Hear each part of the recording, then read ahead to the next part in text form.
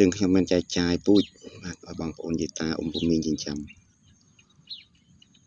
ហើយនឹងប្រមូលទិញយកសាច់មកវិញបាទប្រមូលទិញយកសាច់មកវិញក្នុងតម្លៃកុងត្រាបាទបើបងប្អូនយាយតាពូមីងមានតម្រូវការយកទិញកូនយកទៅចិញ្ចឹមសូមតំណាក់តំណងមកតាមលេខទូរស័ព្ទរបស់យើងខ្ញុំបាទនៅក្នុងវីដេអូនេះបាទយើងខ្ញុំនឹងមានបង្ហាញនៅបច្ចេកទេសចិញ្ចឹមបាទ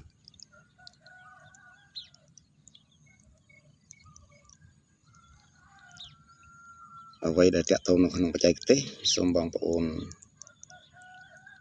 ខលមកតាមលេខទូរស័ព្ទមកបាទយើងខ្ញុំនឹងបង្ហាញនៅបច្ចេកទេសហើយ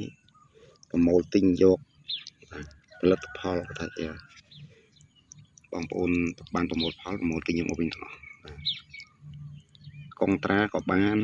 តម្លៃទីផ្សារក៏បានបាទមានពីជំរើសលេខទូរស័ព្ទយើងខ្ញុំនៅក្នុងវីដេអូនេះគឺមាន011 320 755 071 54 63ដើម52ដើម096 6កុដ9កុដ